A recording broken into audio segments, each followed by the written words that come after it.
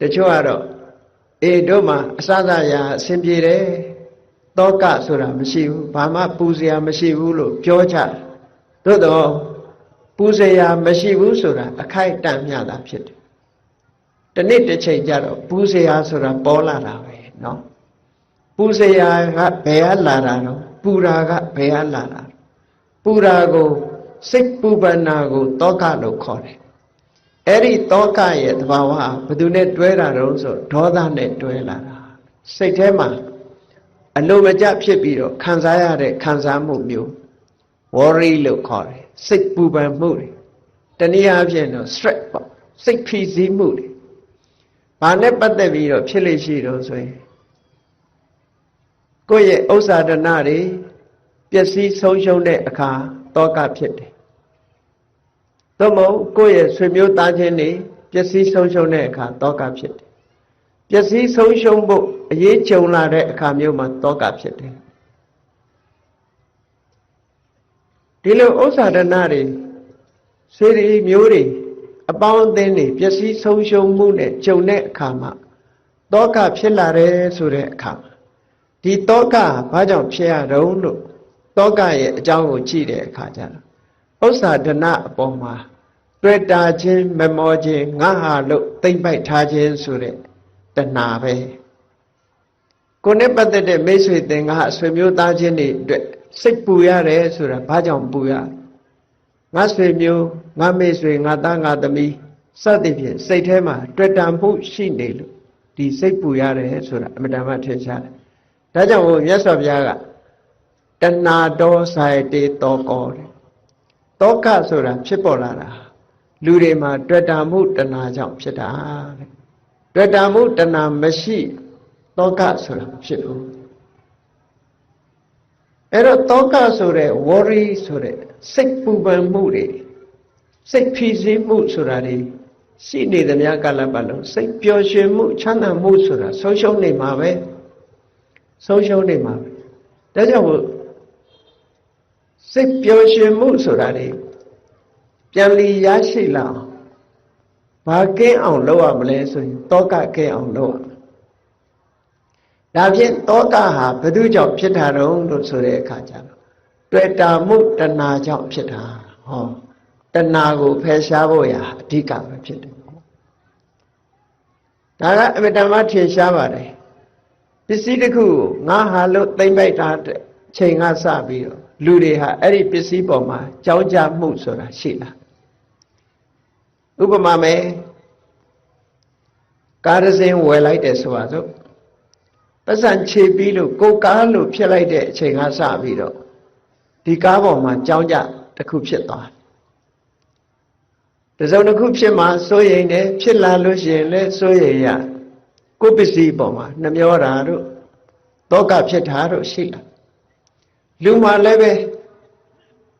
နော်ဆွေမျိုးလို့သတ်မှတ်လိုက်တဲ့အချိန်သားသမီးလို့သတ်မှတ်လိုက်တဲ့အချိန်ကသူ့အတွက်ပူပန်မှုကြောင်းကြမှုဆိုတာလာတယ်အဲ့ဒါလို့လာတာတွေမှန်သမျှဟာတဏှာလို့ဆိုတဲ့တွေ့တာမှုသိမ့်ပိုက်မှုနဲ့ပတ်သက်တာကြည့်ပဲကောင်းကဲခုနကကိုပိုင်ဆိုင်တယ်ဆိုတဲ့ကားကိုပြန်ရောင်းလိုက်တဲ့အချိန်လူတွေမှာအဲ့ဒီကားအတွက်တောကဆိုတာမရှိတော့ကိုကားမဟုတ်တော့ဘူးသူများကားဖြစ်သွားဒီလိုဖြစ်တာ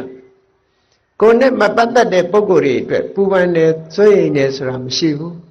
ကိုနဲ့ပတ်သက်တဲ့ပုဂ္ဂိုလ်သာပူပန်တယ်စိုးရိမ်တယ်ဆိုတာရှိဒါဟာအဖြေထုတ်ဖို့အတွက်စဉ်းစားတာပြောတာကြည့်စိတ်ပျော်ရွှင်မှုဖြစ်ဖို့ရာအတွက်ဘာကင်းရမလဲတောကကင်းရတောကကင်းမှုအတွက်ဘာလုပ်ရတဏှာဆိုတဲ့အတွေ့အတာကိုလျှော့ချရမယ်တဏှာဆိုတဲ့အတွေ့အတာကိုမလျှော့ချပဲနဲ့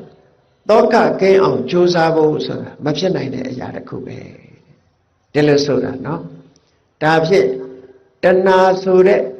တွေ့တာမှုသိမ့်ပိုက်မှုတွေကင်းအောင်ဘာလုပ်ရမလဲဆိုတာကြတော့အမှန်တရားကိုသိရမယ်အမှန်တရားကိုမသိသမျှကာလပတ်လုံးတွေ့တာမှုဆိုတာဘလို့မှမဖြစ်ဖြစ်ဘူးဒါကြောင့်မို့တွေ့တာမှုဖယ်ရှားဖို့အတွက်မြတ်စွာဘုရားကမက္ခလို့ခေါ်တဲ့မက္ခေ၈ပါး မစ္စည်းမပฏิပဒါလမ်းစဉ်ကိုဟောကြားတော်မူခဲ့တာဖြစ်တယ်ပေါ့အဲ့ဒီလမ်းကြောင်းဟာတခုတည်းသောလမ်းကြောင်းပဲတဏှာကိုဖယ်ရှားခြင်းဒီနည်းနဲ့ပဲဖယ်ရှားလို့ရတခြားနည်းနဲ့ဖယ်ရှားလို့မရဘူးဒါကြောင့်မို့ဒီနည်းကိုလက်တွေ့ကျင့်သုံးကြရတယ်ပေါ့အလုံးဘုရားဘာသာဝင်သူတော်စင်တွေသိတဲ့အတိုင်းမြတ်စွာဘုရားရဲ့မက္ခလို့ခေါ်တယ်မက္ခင်၈ပါးအကျင့်တရားသို့မဟုတ်မစ္စည်းမပฏิပဒါမစ္စည်းမပฏิပဒါရဲ့အဓိပ္ပာယ်ကဘာလဲလို့ဆိုရင်အလဲအလတ်ကျင့်တယ်လို့ဆိုရင်အဓိပ္ပာယ်ကဆိုလိုတဲ့အဓိပ္ပာယ်ကချမ်းသာကိုယ်သာခံစားပြီးတော့နေတာမျိုးမဖြစ်ရဘူးဆင်းရဲခံသိရင်ခံရမယ်ချမ်းသာဒုက္ခကိုလည်းခံစားသင့်တယ်လို့ခံစားသင့်တဲ့ချမ်းသာဒုက္ခဆိုခံစားရမယ်ဆင်းရဲဒုက္ခကိုလည်းခံစားတဲ့ဆင်းရဲဒုက္ခခံစားရမယ်လို့နောက်တစ်ခါဆင်းရဲခံစားတဲ့အခါမှာအကျိုးမရှိတဲ့ဒုက္ခခန္ဓာမျိုးမလုပ်ရဘူးအကျိုးရှိတဲ့ဒုက္ခခန္ဓာတော့လုပ်ရမယ်ဒီလိုဆိုလိုတာနော်မစ္စည်းမပฏิပဒါအဓိပ္ပာယ်တပည့်ဆက်ကြထဲမှာဟောထားတယ်ဒီကာမေတုကာမတုခံလိကနုယောကောအတ္တကိလမထာနုယောကောကာမချမ်းသာခံစားတဲ့အကျင့်နဲ့ခန္ဓာကိုယ်ဆင်းရဲပင်မအောင်ကျင့်တဲ့အကျင့်ဒီနှစ်ခုရှောင်ရှားခြင်းဒီအဓိပ္ပာယ်ကဆိုလိုတာကကာမချမ်းသာကိုသာရှောင်ရှားရမယ်ဇံကြောင့်ဖြစ်ပေါ်လာတဲ့ဓမ္မဒုက္ခလို့ဆိုတဲ့တရားကြောင့်ရလာတဲ့ချမ်းသာကိုရှောင်ဖို့မလိုဘူးလို့ဒီလိုနားလည်ရဆိုလိုတာကရှောင်ရမယ့်ချမ်းသာရှိတယ်ခံစားရမယ့်ချမ်းသာရှိတယ်ဒီတစ်ခုကိုခွဲခြားပြီးတော့သိတဲ့အကျင့်မျိုးဒီလိုပြောတာအတ္တကိလမထာနုယောဂဆိုတဲ့အကျိုးမရှိုံတက်တဲ့ခန္ဓာကိုယ်ပင်မယုံတက်တဲ့ဆင်းရဲဒုက္ခမျိုးကိုမခံရဘူးအကျိုးရှိလို့ရှိရင်အယိုးကြည်ကြည်အရေခမ်းခမ်းကြိုးပမ်းအထောက်ရမယ်ဒီဒုက္ခမျိုးတော့ခံရမယ်ဒီလိုဆိုတာနော်မစ္စည်းမပฏิပဒါဆိုတာအလယ်သွားထိုင်းနေတာကိုပြောတာမဟုတ်ဘူးဆိုလိုတာကရွေးချယ်တာခံစားတဲ့ချမ်းသာလားမခံစားတဲ့ချမ်းသာလားခံတဲ့ဒုက္ခလားမခံတဲ့ဒုက္ခလားဒီကိုကွဲကွဲပြားပြားသိပြီးတော့ရွေးချယ်ပြီးတော့ကျင့်သုံးနိုင်တာကိုမစ္စည်းမပฏิပဒါဒီလိုဆိုတာပေါ့အေးအဲ့ဒီမစ္စည်းမပฏิပဒါလို့ဆိုတဲ့မဂ္ဂင်၈ပါးအကျင့်တရားအလုံးဘုရားဘာသာဝင်တွေသိတဲ့အတိုင်းတမ္မာဒိဋ္ဌိကိုလုံးမဲ့လုပ်ငန်းနဲ့ပတ်သက်ပြီးတော့အမှန်မြင်တာအမှန်မြင်ဖို့အတွက်အမှန်တွေးရမယ်တမ္မာသင်္ကပ္ပအမှန်တွေးတဲ့အခါမှာအမှန်တွေးပြီးတော့အမှန်ပြောတာဖြစ်သောကြောင့်တမ္မာဝါစာတွေးပြီးတော့လူတွေဟာလှုပ်တာဖြစ်သောကြောင့်တမ္မာသင်္ကမ္မန္တအမှန်တွေးအမှန်လှုပ်တဲ့ပုဂ္ဂိုလ်ရဲ့အသက်မွေးဝမ်းကြောင်းဟာမှန်ကန်တာဖြစ်သောကြောင့်တမ္မာအာဇီဝမှန်ကန်တဲ့အသက်မွေးရှိတယ်ဆိုတာပြင်းနေလို့မဖြစ်ဘူးကြိုးစားအထောက်ရမယ်တမ္မာဝါယာမကြိုးစားပြီးဆိုလို့ရှိရင်တတိရှိဖို့လိုအပ်တယ်တမ္မာတတိစိတ်ဓာတ်တည်ငြိမ်မှုဟာအမှန်သိဖို့အတွက်အရေးပါတယ်တမ္မာသမာဓိဟောဒီ၈ခုနဲ့ဖွဲ့စည်းထားတာအဲ့ဒီ၈ခုနဲ့ဖွဲ့စည်းထားတဲ့ဒီ၈မျိုးကိုမက္ခလို့ခေါ်တာပေါ့မက္ခဆိုတာဒီ၈ခုရဲ့အဖွဲ့အစည်းကိုပြောတာ၈ခုပါတော့ဒီစိတ်ရဲ့စွမ်းအားတွေကိုမက္ခလို့ခေါ်တာဘာဖြစ်လို့မက္ခလို့ခေါ်တာတော့ဆိုရင်နိဗ္ဗာန်လိုချင်တဲ့ပုဂ္ဂိုလ်တွေရှာရမဲ့ကျင့်သုံးရမဲ့တရားဖြစ်သောကြောင့်မက္ခလို့ခေါ်တယ်တဲ့ဒါအဓိပ္ပာယ်တစ်ခုနောက်တစ်ခုကနိဗ္ဗာန်ကိုရှားဖွေပေးတတ်သောကြောင့်မက္ခလို့ခေါ်တယ်နောက်အဓိပ္ပာယ်တစ်ခုကကိလေသာတွေကိုဖယ်ရှားပြီးတော့နိဗ္ဗာန်သို့သွားရောက်တတ်တဲ့တရားဒါကြောင့်လို့မက္ခလို့ခေါ်တယ်လို့မက္ခဆိုတဲ့ပါဠိစကားလုံးရဲ့အဓိပ္ပာယ်ကိုသိထားလို့ရှိရင်ဒီတရား၈မျိုးဖွဲ့စည်းထားတဲ့ဒီတရား၈မျိုးနဲ့ဖွဲ့စည်းထားတဲ့မစ္စည်းမပฏิပဒါအကျင့်ဟာဘလောက်အရေးပါတယ်ဆိုတာမတ္တမထင်ရှားတယ်ပေါ့ကောင်းပြီအဲ့ဒီမစ္စည်းမပฏิပဒါကိုအကျဉ်းချုပ်မဂ္ဂင်၈ပါးကိုအကျဉ်းချုပ်လိုက်တဲ့အခါကျတော့ဘာတွေ့တော့ဆိုသီလရဲ့တမာတိရဲ့ပညာရဲ့သုံးခုပဲတမ္မာဝါစာတမ္မာကမ္မန္တတမ္မာအာဇီဝဆိုတာသီလတမ္မာဝါယာမတမ္မာတတိတမ္မာသမာဓိဆိုတာသမာဓိ သုံးခုတမ္မာဒိဋ္ဌိနဲ့တမ္မာသင်္ကပ္ပကပညာလို့အကျဉ်းချုပ်လိုက်တဲ့အခါကျတော့သီလသမာဓိပညာကျင့်စဉ်တစ်ခုဖော်ထုတ်ပြီဒါဖြင့်မဂ္ဂင်၈ပါးမှာကျင့်တဲ့အခါမှာသီလကစပြီးတော့ကျင့်တာဖြစ်ရတဲ့နဲ့ဘာဖြစ်လို့တမ္မာဒိဋ္ဌိတို့တမ္မာသင်္ကပ္ပတို့ကိုရှေ့ကထားရတယ်လဲလို့ဆိုတော့မကျင့်ခင်လည်းအမှန်မြင်ဖို့လိုတယ်ကျင့်နေတုန်းလည်းအမှန်မြင်ဖို့လိုတယ်ကျင့်ပြီးတဲ့နောက်မှလည်းအမှန်မြင်ဖို့လိုတယ်အမှန်မြင်ခြင်းဟာအရေးကြီးဆုံးအသိဉာဏ်မပါလို့ရှိရင်ဘုရားရဲ့ကျင့်စဉ်ဟာကျင့်လို့မရဘူးဒါကြောင့်မို့အသိဉာဏ်ဟာအရေးကြီးဆုံးဖြစ်သောကြောင့်တမ္မာဒိဋ္ဌိကိုရှေ့ဆုံးထားပေးတာမမှန်ကန်ကန်မြင်ဖို့ကသီလဆောက်တိန်လည်းပဲမှန်ကန်တဲ့အမြင်နဲ့မှန်ကန်တဲ့အတွေးရှိဖို့လိုတယ်တမာတိကျင့်စဉ်ကိုကျင့်ရင်လည်းမှန်ကန်တဲ့အမြင်နဲ့မှန်ကန်တဲ့အတွေးရှိဖို့လိုတယ်ဒါကြောင့်တမာဒိဋ္ဌိနဲ့တမာသင်္ကပ္ပကိုရှေ့ရထားဆိုတာတကယ်တော့ကျင့်ပြီဆိုတဲ့အခါမှာသီလကစလူတွေဆိုလို့ရှိရင်၅ပါးသီလပေါ့ယဟန်တန်ဃာတွေဆိုလို့ရှိရင်မြတ်စွာဘုရားပြညတ်ထားတဲ့သိက္ခာပုဒ်တွေကအစသီလကြီး၄ပါးပြည့်ပြည့်စုံစုံဒီလိုကျင့်ကြံကြုတ်ကိုအထောက်ဒါကြောင့်မို့မဂ္ဂင်၈ပါးကိုကျင့်တော်ပြီဆိုလို့ရှိရင်သီလရင်ဆောက်တည်ကြတရားထုတ်တော့မယ်ဆိုရင်လည်းသီလကိုဆောက်တည်ကြသီလဝိတ္တုဋ္ဌိသီလဆောက်တည်လိုက်တယ်ဆိုတာတမန်အားဖြင့်ကြည့်မယ်ဆိုလို့ရှိရင်တော့ဘာမှမဟုတ်ဘူးလို့ထင်ကောင်းထင်လိုက်သီလဆောက်တည်လိုက်လို့ရှိရင်ဒီသီလဟာသီလကိုဖျက်ဆီးတတ်တဲ့ဒုတ်သီလယဆိုတဲ့အကုသိုလ်တရားတွေကိုဟောဒီသီလကဖျက်ဆီးပစ်တာသီလကိုချိုးပေါက်စေတတ်တဲ့လောဘတွေဒေါသတွေမောဟတွေကိုဟောဒီကိုချင်းသီလကပြန်တားထားတယ်ပေါ့ဒါကြောင့်မို့လို့ဒုတ်သီလယဝိဋ္ဌံတနာရတ္တသီလရဲ့ကိစ္စတစ်ခုကဘာလို့ဆိုရင်သီလကိုကျိုးပေါက်စေတတ်တဲ့လောဘဒေါသမောဟစတဲ့အကုသိုလ်တွေကိုဖယ်ရှားခြင်းပဲတဲ့ဒီလိုဆိုရင်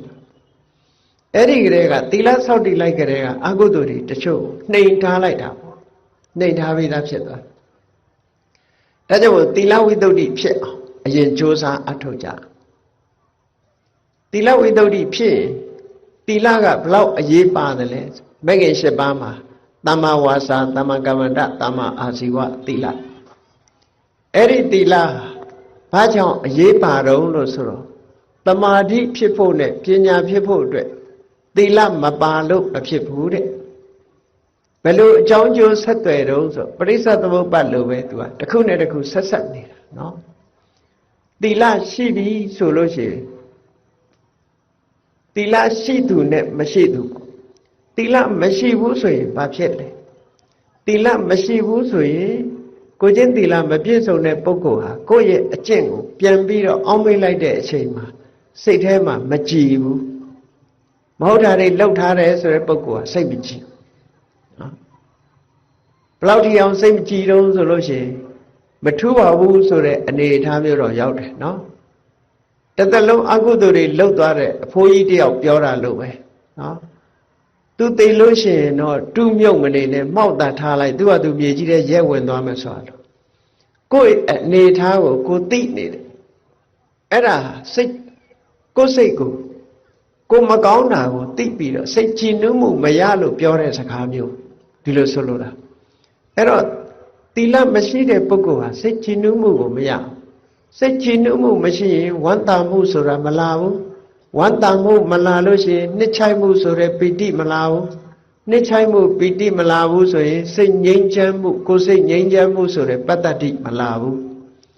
ကိုယ်စိတ်ငြိမ်းချမ်းမှုပတ္တတိမှမဖြစ်ဘူးဆိုလို့ရှိရင်ဒုက္ခဆိုတဲ့ကိုချမ်းသာမှုစိတ်ချမ်းသာမှုမလာဘူးတဲ့ကိုချမ်းသာမှုစိတ်ချမ်းသာမှုမှမရတဲ့ပုဂ္ဂိုလ်တယောက်ရဲ့စိတ်ဟာဘယ်တော့မှတမာတိမရနိုင်ဘူးတဲ့တမာတိမရဘူးဆိုတဲ့ပုဂ္ဂိုလ်ဟာယထာဘူတညာနာတနာအမှန်မြင်မှုဆိုတာဝေရောဟောသီလမရှိဘူးဆိုရင်အဲ့ဒါလိုအဓိပ္ပာယ်ရောက်တယ်ဒါကြောင့်ဟိုသီလဘလောက်အရေးပါတယ်ဆိုတာကြည့်ဒါဖြင့်သီလရှိပြီဆိုရင်နားလည်ရမှာသီလရှိတဲ့ပုဂ္ဂိုလ်ဟာကိုယ်သီလကိုပြန်ဆင်ញင်လိုက်တာနဲ့တပြိုင်နက် စိတ်ထဲမှာကြည်နူးလာတယ်ကြည်နူးလာတော့ဘာဖြစ်လဲဝမ်းသာတယ်ဝမ်းသာတော့ပီတိဖြစ်တယ်ပီတိဖြစ်တော့ပတ္တတိဆိုတဲ့ငြိမ်းချမ်းမှုတွေဖြစ်တယ်ပတ္တတိဆိုတဲ့ငြိမ်းချမ်းမှုတွေဖြစ်တဲ့အခါကျတော့ဒုက္ခလို့ဆိုတယ်ကိုချမ်းသာမှုစိတ်ချမ်းသာမှုတွေဖြစ်တယ်ကိုချမ်းသာမှုစိတ်ချမ်းသာမှုဖြစ်လာတဲ့အခါမှာတမာတိဆိုတဲ့စိတ်တည်ငြိမ်မှုရလာတယ်ဆိုလိုတာကသီလကတမာတိကိုအထောက်အကူပြုတယ်တမာတိကပညာကိုအထောက်အကူပြုတယ်မဂ္ဂင်၈ပါးမှာဒီလိုဆက်ဆက်ပြီးတော့နေတာအဲ့ဒီဆက်ဆက်နေတဲ့သဘောကိုသိပြီဆိုလို့ရှိရင်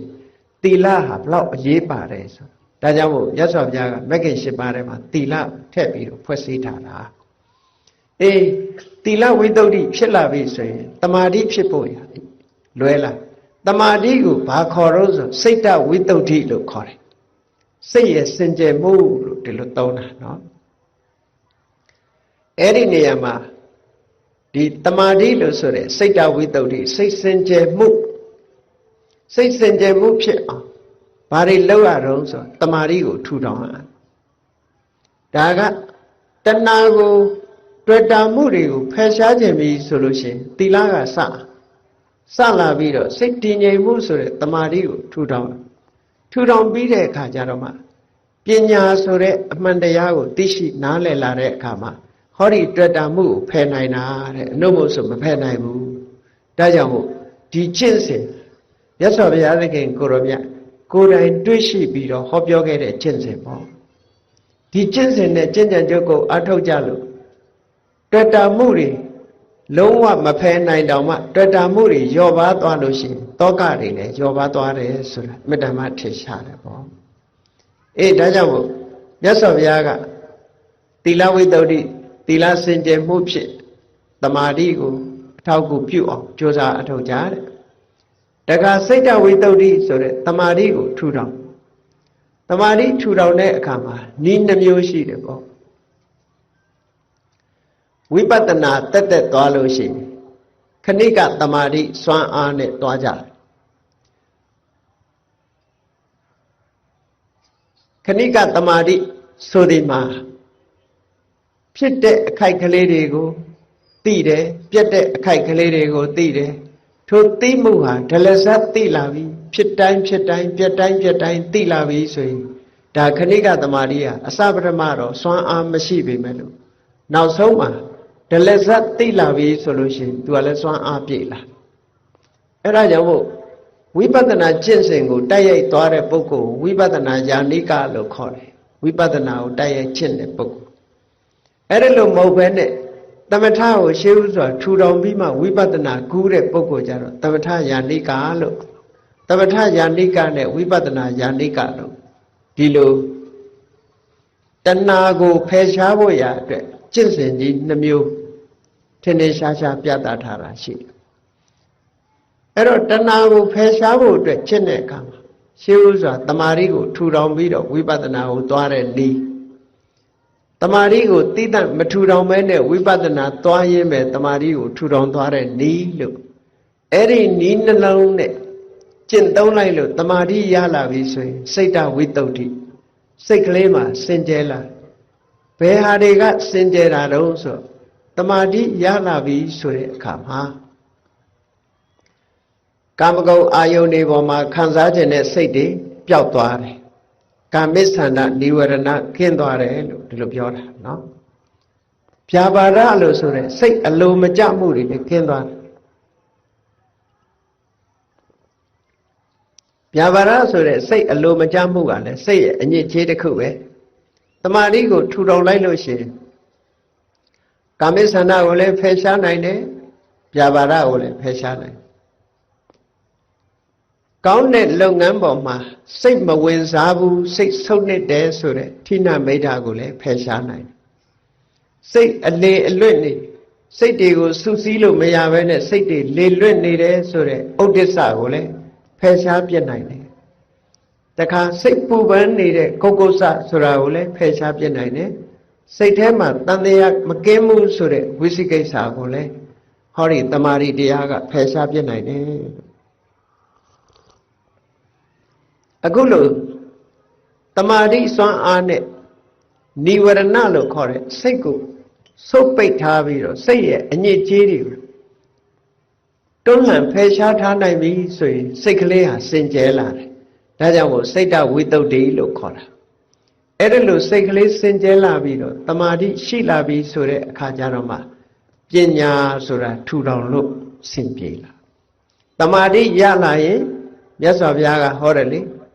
တမာဒိဘိက္ခဝေဘာဝေထစေတယံတို့တမာတိကုတ္တနံဖြစ်အောင်လုပ်ကြတိုးပွားလာအောင်လုပ်ကြတမာဟိတောယထာဘုဒ္ဓံဇာနာတိပတ္တိတမာတိရနေတဲ့ပုဂ္ဂိုလ်တယောက်ဟာအမှန်အကန်မြင်နိုင်တယ်သိနိုင်တယ်လို့ဒီလိုဟောတာဒါကြောင့်မို့လို့တမာတိဟာပညာကိုလမ်းဖွင့်ပေးတာဖြစ်တယ်ပေါ့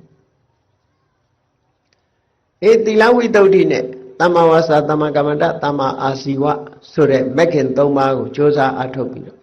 စိတ်တဝိတ္တုသမ္မာဝါယာမသမ္မာတတိသမ္မာသမာဓိဆိုတဲ့ကျင့်စဉ်တစ်ခုဖြစ်အဲ့ဒီကနေပြီးတော့ပညာဆိုတဲ့စခန်းကိုတက်ပြီးလို့ဆိုတဲ့အခါကျတော့ဝိပဿနာကျင့်စဉ်တစ်ခုကျင့်ညာတယ်အဲ့တော့ဝိပဿနာကျင့်စဉ်တစ်ခုကျင့်ပြီးဆိုရင်ဘယ်ကစရလဲလို့ဆိုနာမရူပပြိစေဒညာနာစဒါအခုပြောနေတာတရားသိရင်စိတ်ပျော်ရွှင်ဆိုအခုလို့သိတဲ့အခါမှာစိတ်ပျော်ရွှင်မှုတွေဒါအစစ်မြင့်ဆုံးကိုပြောတာနော်ဒီကြားထဲမှာတာမန်တွေးတောယုံနဲ့လည်းပဲစိတ်ပျော်ရွှင်မှုတွေကိုရနိုင်စိတ်ညစ်တာတွေပင်ပန်းဆင်းရဲတာတွေစိတ်ရဲ့ဖိစီးမှုတွေဖက်ပေါက်တွေလည်းရနိုင်ဆိုပါစို့အတွေးတွေထဲမှာလောကမှာလူတွေဟာတောကတွေဒါဖြစ်လာတဲ့အခါကျပစ္စည်းအတွက်တောကဖြစ်လို့ရှိရင်ပစ္စည်းသင်္ခါရလူသင်္ခါရဒီနေ့ကျတော့ဒီပစ္စည်းအတွက်ပူပန်နေလို့မဖြစ်ဘူးငါတောင်မှပဲဒီနေ့ကျသေရအောင်ပါပဲဒီပစ္စည်းကဆုံးရှုံးတာဘာအရေးလဲအားလုံးဟာဒီနေ့ကျတော့စွန့်သွားရတာပဲဆိုတဲ့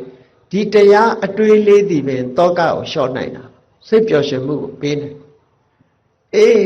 ဘုရားဘာသာဝင်မဟုတ်တဲ့ပုဂ္ဂိုလ်တွေဘုရားဟောတဲ့တရားမကြားဘူးတဲ့ပုဂ္ဂိုလ်တွေကဒီအတွေးလေးကိုမတွေးနိုင်ဘူးနော်ဒါဘုရားတရားကြားထားလို့တွေးနိုင်တဲ့အတွေးတစ်ခုပဲတမ္မာအဖြစ်မတွေးနိုင်တော့စိတ်ထွက်ပေါက်မရကြဘူးစိတ်ထွက်ပေါက်မရလို့ဒီစိတ်အကျဉ်းညက်ဖြစ်ပြီးတော့ဒုက္ခရောက်သွားတဲ့ပုဂ္ဂိုလ်တွေအများကြီးရှိတာပေါ့နော်စိတ်ရဲ့ဖြစ်စည်းမှုဆိုတာကို stress လို့ခေါ်တယ်ဒီ stress လို့ခေါ်တဲ့စိတ်ဖြစ်စည်းမှုကိုလျှော့ချတဲ့နည်းစနစ်တွေဟာဘာတွေလဲလို့မေးလို့ရှိရင်ဝိပဿနာကျင့်စဉ်ပဲဖြစ်တယ်အဲ့တော့ဝိပဿနာကျင့်စဉ်ကျင့်ပြီဆိုလို့ရှိရင်ဘာတွေနဲ့ကျင့်ရမှာတော့လို့မေးရင်သမ္မာဝါယာမသမ္မာတတိသမ္မာသမာဓိသမ္မာဒိဋ္ဌိသမ္မာသင်္ကပ္ပဟောဒီကာရပကမက္ခေ၅မျိုးနဲ့ကျင့်သီလကိုအခြေခံထားပြီးတော့သမ္မာဝါယာမမှန်ကန်သောကြိုးစားအထောက်မှုသမ္မာတတိမှန်ကန်တဲ့တတိထားမှုသမ္မာသမာဓိမှန်ကန်တဲ့စိတ်တည်ငြိမ်မှုသမ္မာဒိဋ္ဌိအမှန်ကန်မြင်မှုသမ္မာသင်္ကပ္ပအမှန်ကန်တွေးတောဆင်ခြင်မှုလို့ဆိုတယ်ဒီ၅ခုနဲ့ပဲလောက်ရဒီ၅ခုနဲ့အမှန်မြင်အောင်ကြိုးစားအထောက်ရမှာတဲ့ကောင်းပြီဒီတွေ့တာမှုကိုဖယ်ရှားတော့မယ်ဆိုတဲ့အခါခုနကသီလကိုအခြေခံတမာတိကိုထူထောင်ပြီးတဲ့အခါမှာပညာဖြစ်ဖို့ရအတွက်ကိုယ်ဆင်ញင်စဉ်းစားတယ်ဆိုတာကဲအလွယ်နည်းနဲ့ကြည့်ကြရအောင်လူတွေမှာမျက်စိနားနှာခေါင်းလျှာကိုယ်စိတ်ဒါတွေရှိတယ်နော်မျက်စိနဲ့မြင်စရာအာယုန်တွေကိုမြင်တယ်နားနဲ့အသံကြားတယ်နှာခေါင်းနဲ့အနံ့ကိုရှူရတယ်လျှာနဲ့အရသာကိုသိတယ်ခန္ဓာကိုယ်နဲ့အထီးအတွေ့တွေကိုသိရတယ်စိတ်နဲ့ဓမ္မအာယုန်တွေကိုကြံတွေးစရာအာယုန်တွေကိုသိရတယ်အာယရဏ12ပါးဆိုတာအဲ့ဒီအာယရဏ12ပါးထဲမှာကြည့်လိုက်အရက်စကားနဲ့ပဲပြောမယ်ဆိုရင် မျက်စိရဲ့မျက်စိကိုလာတိုက်တဲ့အဆင်းအာယုံအဲ့ဒီနှစ်ခုဟာမျက်စိကလည်းငါ့ကိုအဆင်းအာယုံကလာတိုက်တယ်လို့မသိဘူးအဆင်းအာယုံကလည်းငါမျက်စိထဲမှာပေါ်နေတယ်လို့မသိဘူးသိတာကအဆင်းအာယုံနဲ့မျက်စိလာတိုက်လို့ပေါ်လာတဲ့အခါမှာဖြစ်ပေါ်လာတဲ့အသိစိတ်ကလေးရတာသိတာဟောမြင်တိုင်းမှာဆင်ញင်စဉ်းစားကြည့်မျက်စိကအာယုံကိုမသိတတ်သည့်အတွက်ကြောင့်ရုပ်တရားမျက်စိထဲမှာပေါ်လာတဲ့အဆင်းအာယုံကလည်းပဲအာယုံကိုမသိတတ်သည့်အတွက်ကြောင့်ရုပ်တရားအာယုံကိုမသိတတ်တာကိုရုပ်လို့ခေါ်တယ်မျက်စိနဲ့အဆင်းဒီနှစ်ခုပေါင်းစပ်တဲ့အခါမှာမြင်သိစိတ်ကလေးပေါ်လာတယ်မြင်သိစိတ်ကလေးကအာယုံကိုသိတတ်သောကြောင့်နန္တရားလို့ဟောမြင်တိုင်းမှာဘုန်းကြီးတို့တွေမှာဘာတွေဖြစ်တယ်ဒါအကြံမြင်ပြောပြလို့ရှိရင်မျက်စိရဲ့မြင်စရာအာယုံရဲ့မြင်သိစိတ်ရဲ့ဒီသုံးခုဖြစ်တာပဲအဲ့ဒီသုံးခုဖြစ်ခိုက်ကလေးကိုဆင်ញင်စဉ်းစားကြည့်လိုက်မယ်ဆိုရင်မျက်စိကလည်းသိတာမဟုတ်ဘူးအဆင်းအာယုံကလည်းသိတာမဟုတ်ဘူးသိတာမဟုတ်သည့်အတွက်ကြောင့်မျက်စိနဲ့အဆင်းအာယုံတို့သည်ရုပ်တရားမြင်သိစိတ်ကလေးသာနန္တရားလို့ဟောတယ်လို့သိလိုက်လို့ရှိရင်နာမရူပပြိစေတာရုပ်နဲ့နာကွဲသွားတယ်လို့ဒီလိုပြောတာကွဲခြားသိသွားတယ်အဲ့ဒီရုပ်နာဆိုတဲ့ထဲမှာငါဆိုတာလည်းမပါရဘူးငါဟာဆိုတာလည်းမဟုတ်တော့ထို့တူပဲနားနဲ့အတန်ကြားသိတဲ့စိတ်နားကလည်း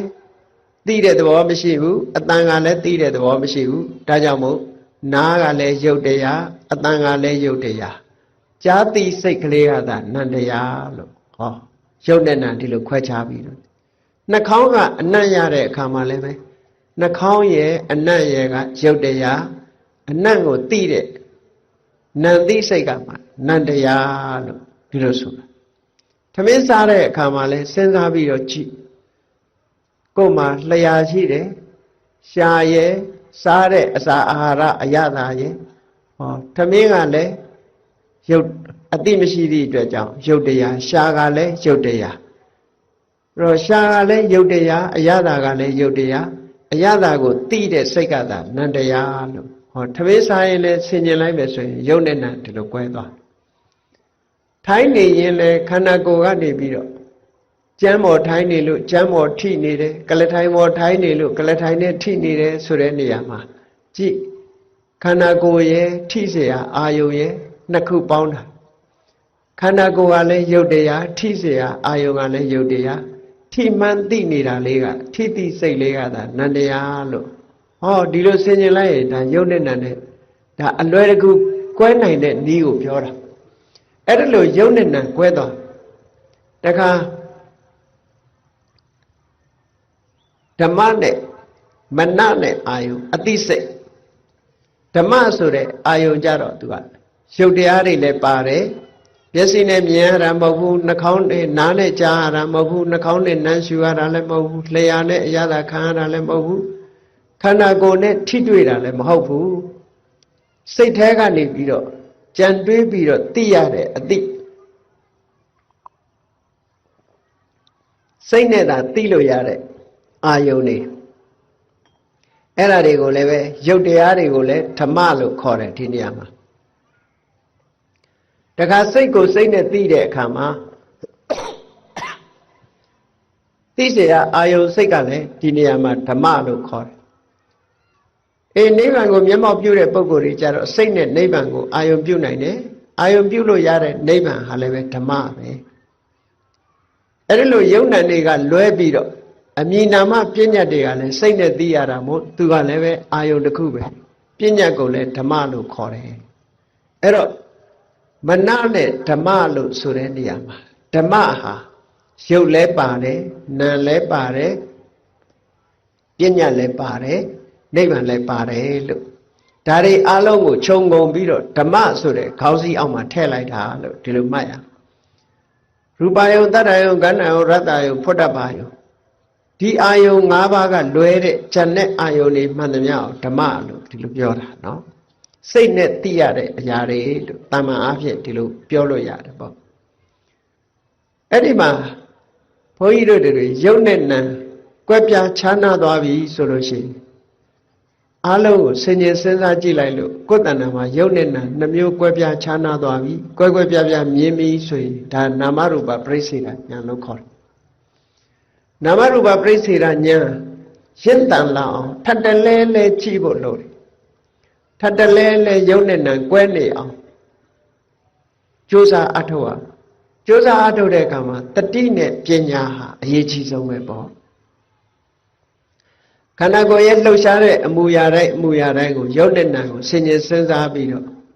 နာမရူပပရိစ္ဆေဒဉာဏ်ရင့်တန်အောင်ကြိုးစားရမယ်အဲ့ဒါလို့ကြိုးစားလို့နာမရူပပရိစ္ဆေဒဉာဏ်ရင့်တန်လာပြီဆိုတဲ့အခါကျဘာဖြစ်တုံဆိုတတဝါလို့ခေါ်เสียဘာမှမရှိပါလားရုပ်နဲ့နာနှမျိုးပဲရှိတာပဲလို့ဆိုတာကွဲပြားခြားနာလားသိလား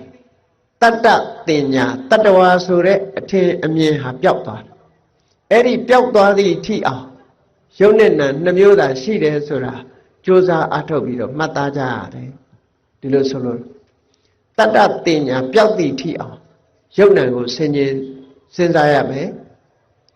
အဲ့ဒီလိုရုပ်နဲ့နာကိုဆင်ញင်စဉ်းစားရင်တတ္တဝါဆိုတာပျောက်သွားပြီအမျိုးသားအမျိုးသမီးဆိုတာလည်းပျောက်သွားပြီငါသူတစ်ပါးဆိုတာလည်းပျောက်သွားပြီအလုံးဟာရုပ်နဲ့နာနှမျိုးသာရှိတယ်လို့ဒီလိုသိလာ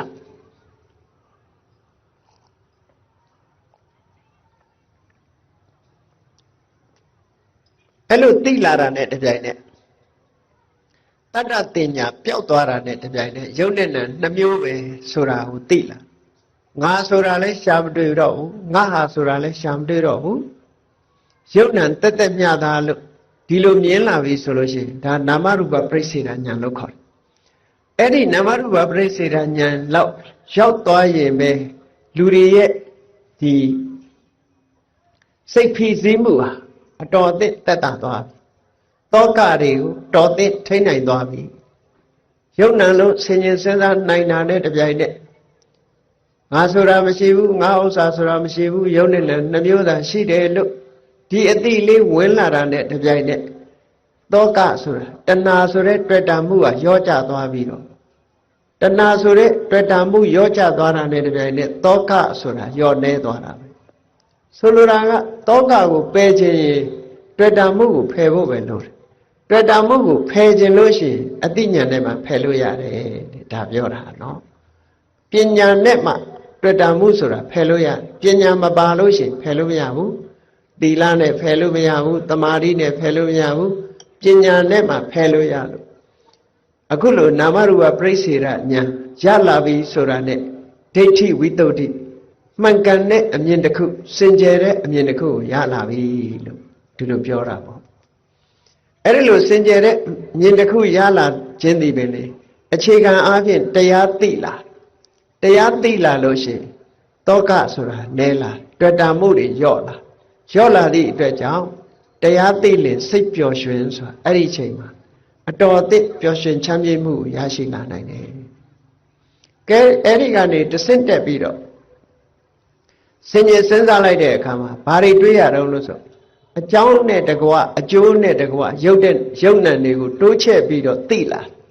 ဘယ်လိုသိလာတော့လို့ဆိုခုနကနေရာကိုပဲကြည့်မျက်စိနဲ့အဆင်းအာယုံစုံစည်းမှုကိုအကြောင်းပြုပြီးတော့မြင်သိစိတ်ပေါ်တယ်မျက်စိရဲ့အဆင်းအာယုံရဲ့ဒီနှစ်ခုပေါင်းစုံလိုက်တော့မှမြင်သိစိတ်ပေါ်တာမပေါင်းစုံခင်ကမြင်သိစိတ်မပေါ်ဘူးဒါကြောင့်မျက်စိနဲ့အဆင်းအာယုံသည်အကြောင်းတရားမြင်သိစိတ်သည်အကျိုးတရားလို့ဟောအကြောင်းအကျိုးတွေဒီလိုမြင်လာအဲ့ဒါလိုအကြောင်းအကျိုးတွေထီအောင်မြင်လာလို့ရှိရင်ပစ္စယပရိက္ခဉာဏ်လို့ခေါ်တယ်ပစ္စယပရိက္ခဉာဏ်ရလာလို့ရှိရင်ကင်္ခာဝိတရဏဝိတ္တုတိသူဘာသူဖြစ်တာလားဖြစ်ခြင်းလို့ဖြစ်နေတာလားဆိုတဲ့တန်တရားတွေမဝင်တော့ဘူးတန်တရားတွေမှန်သမျှကိုကျော်လွှားသွားနိုင်တယ်လို့ဒီလိုဆိုလို့တာနော်အဲ့တော့အတိညာဟာတစ်ဆင့်ပြီးတစ်ဆင့်တက်လာရုပ်နဲ့နာမ်ကိုကွဲပြားခြားနာသိသွားလို့ရှိရင်အမြင်စင်ကြယ်သွားပြီအမြင်စင်ကြယ်သွားပြီးတဲ့နောက်အကြောင်းကိုပါစဉ်းစားဆင်ခြင်နာလိုက်လို့ရှိရင်တန်တရားတွေကင်းသွားပြီကြည့်ဒီတဲ့တိုးတက်လာတဲ့အခါကျတော့ ရိစ္ဆသမုပ္ပါဒ်နဲ့တွဲဖက်ပြီးတော့မြတ်စွာဘုရားဟောထားတာကြည့်မျက်စိနဲ့အစင်းအာယုံဆုံလိုက်တဲ့အခါမှာမြင်သိစိတ်ပေါ်တယ်မျက်စိရဲ့အစင်းအာယုံရဲ့မြင်သိစိတ်ရဲ့ဒီသုံးခုဆုံလိုက်တဲ့အခါမှာဖတ်တဆိုတာပေါ်လာတယ်နော်ဖတ်တဆိုတာပေါ်လာတယ်အဲ့ဒါကိုသုတ်တံပါဠိတော်တွေမှာမြတ်စွာဘုရားဟောတာစက္ခုံစပဋိစ္စရူပေစ္စဥပ္ပစ္စတိစက္ခုဝိညာဏတိဏံသင်္ကတိဖတ်တော်မျက်စိနဲ့အစင်းအာယုံကိုအကြောင်းပြုပြီးတော့မြင်သိစိတ်ပေါ်တယ်ဒီသုံးခုကြောင့်ဖတ်တဆိုတာပေါ်တယ်ဒါသုံးခုကြောင့်ဖတ်တဆိုတာပေါ်တယ်ဆိုတဲ့စကားနဲ့ပရိစ္ဆေသမုပ္ပါဒ်ကြတော့သလယရဏပစ္စယဖတ်တော်လို့ဒီလိုပဲဟောတယ်နော်ဒီမှာကြတော့ပို့ပြီးတော့အသေးစိတ်ဟောတဲ့သဘောသလယရဏပစ္စယဖတ်တော်ဆိုတာ ਨੇ အတိပ္ပယ်ဟာတူတူပဲပေါ့စက္ခုံစပဋိစ္စရူပေစ္စဥပ္ပစ္စတိစက္ခုဝိညာဏတိဏံသင်္ကတိဖတ်တော်ဟိုတုန်းကတော့သလယရဏပစ္စယဖတ်တော်လို့တွေပြောလိုက်တာအခုဒီကြတော့တိဏံသင်္ကတိဖတ်တော်လို့ဒီလိုခေါ်တာနော်ဟိုတုန်းကအာရဏ6ပါးထဲမှာပဲရောပြီးတော့တွင်းပြီးတော့မြတ်စွာဘုရားဖတ်တာဖြစ်ပုံကိုဟောတယ်ဒီကြတော့စက္ခုနဲ့ရူပယုတ်ဒီအာယရဏ2ပါးပေါင်းစုံမှုကြောင့်မြင်သိစိတ်ပေါ်တယ်မြင်သိစိတ်ပေါ်လာမှဖတ်တာပေါ်တယ်လို့ဒီလိုဟောတာဒီဟာကြတော့ပို့သိစိတ်တယ်လို့ဒီလိုဆိုတာကဲပရိစ္ဆေသမုပ္ပါဒ်နဲ့ဒါတူတူပဲသလယရဏပစ္စယဖတ်တော်နဲ့တူတူပဲဟောဖတ်တာဆိုတာပေါ်လာတယ်ဖတ်တာဆိုတဲ့အဓိပ္ပာယ်ကအာယုန်နဲ့စိတ်နဲ့ဆက်သွယ်တာကိုပြောတာဖတ်တာပစ္စယဝေဒနာတဲ့အာယုန်နဲ့စိတ်နဲ့ဆက်သွယ်တဲ့အခါကျတော့စိတ်ရဲ့ခံစားမှုလေးတွေပေါ်လာတယ်အဲ့ဒီစိတ်ရဲ့ခံစားမှုကြတော့ဝမ်းသာတာရှိတယ်ဝမ်းနည်းတာရှိတယ်စိတ်ရဲ့ခံစားမှုတွေပေါ်လာအဲ့ဒီထိအောင်လူရဲ့တဘာဝဒါတွေကသိဖို့ရတယ်သိအောင်ကြိုးစားသိအောင်ကြိုးစားအဲ့ဒီနေရာမှာမသိလိုက်ဘူးဆိုရင်ဘာဖြစ်တုံးဆိုဝေဒနာပစ္စယတဏှာဆိုပြီးတော့လာပြန်တာအဲ့ဒါကြတော့တတိနဲ့ပညာကင်းမဲ့သွားလို့ရှိရင်တဏှာဆိုတာလာပြီးတဲ့အခါမှာနောက်ကတောကဆိုတာဝင်တော့တာပဲအေးဒါကြောင့်မို့လို့သလယရဏပစ္စယဖတ်တော်ဖတ်တာပစ္စယဝေဒနာလို့ဆိုတဲ့နေရာမှာဒီသဘာဝတရားတွေကိုရှုနိုင်မှတ်နိုင်ပွားနိုင်ပြီနာမရူပပရိစ္ဆေဒဉာဏ်နဲ့ပစ္စယပရိက္ခဉာဏ်နဲ့ဆုံးသတ်နိုင်ပြီဆိုတဲ့အခါကျတော့ဝေဒနာပစ္စယတဏှာဆိုတာမလာတော့ဘူးတဏှာကိုဖမ်းချုပ်ထားနိုင်တဏှာဖြစ်ဖို့အတွက်မဖြစ်အောင်ကြောင်းတရားတွေကိုဖယ်ရှင်းထားနိုင်ပြီဟောနာမရူပပရိစ္ဆေဒဉာဏ်နဲ့ပစ္စယပရိက္ခဉာဏ်ဒီဉာဏ်နှစ်ခုရလာလို့ရှိရင်တဲ့သာသနာတော်မှာယတ္တိမှုရပါပြီဘုရားဘာသာဝင်ဆိုလိုတာကဘုရားဘာသာအစ်စ်ဖြစ်ပြီလို့ဒီလိုပြောတာနော်ဒါဖြင့်ဉာဏ်နဲ့ပုဂ္ဂိုလ်တွေဘုရားဘာသာအစ်စ်မဟုတ်သေးဘူးလားဆိုခိုင်မာတဲ့ဘုရားဘာသာမဟုတ်သေးဘူးနော်ဘုရားဘာသာဖြစ်ခြင်းတော့ဖြစ်နေမယ်အစ်စ်ဆိုတာဘယ်တော့မှမပြောင်းလဲတဲ့အရာကိုပြောတာအဲ့တော့တာမန်သိတဲ့ဘုရားဘာသာဝင်ကတခြားဘာသာဝင်နေရဲ့ပြောဆိုမှုတွေပေါ်မှာနားယောင်ပြီးတော့ဘာသာပြောင်းခြင်းလည်းပြောင်းသွားနိုင်တယ်အခုလောက်ထိအောင်သိသွားပြီဆိုတဲ့အခါကျတော့ဒါသာလည်းအမှန်တရားလို့ဆိုပြီးတော့ဗုဒ္ဓဘာသာပေါ်မှာရင်းရံခြင်းဆိုလိုတာကမြတ်စွာဘုရားရဲ့အဆုံးအမပေါ်မှာရင်းရံခြင်းမရှိဘဲနဲ့အခိုင်အမာယက်တည်နိုင်သွားပြီလို့အဲ့ဒါကိုပဲသုလသောတာပန်လို့လည်းခေါ်တယ်ပေါ့အဲ့ဒီအဆင့်လောက်ရောက်အောင်ဘုန်းကြီးတို့တွေကြိုးစားအထောက်ရင်ဒါကိုပြောတာတရားသိလင်စိတ်ပျော်ရွှင်ဒီကနေဆက်ပြီးတော့တရားဓမ္မကိုသိအောင်ကြိုးစားကြမယ်ဆိုလို့ရှိရင်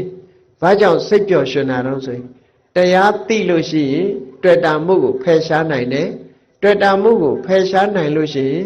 တောကဆိုတာမလာဘူးတောကမလာလို့ရှိရင်စိတ်ပျော်ရွှင်ချမ်းမြေ့မှုကိုရတယ်လို့